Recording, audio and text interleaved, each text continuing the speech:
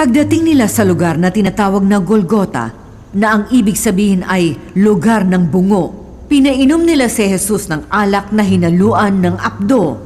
Pero nang matikman ito ni Jesus, ay hindi niya ininom.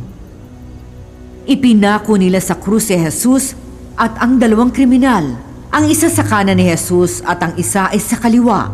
Sinabi ni Jesus, Ama, patawarin mo sila dahil hindi nila nalalaman ang kanilang ginagawa.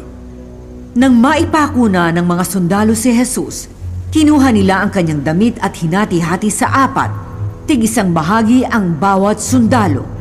Kinuha rin nila ang damit panloob niya, hinabi ito ng buo at walang tahi o dugtong.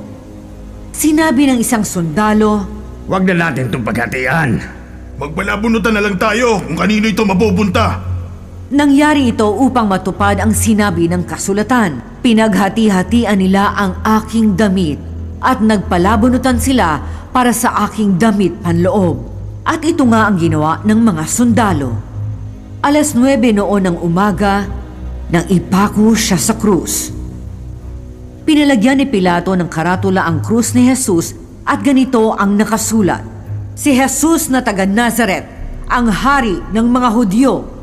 Nakasulat ito sa wikang Hebreyo, Latin at Griego.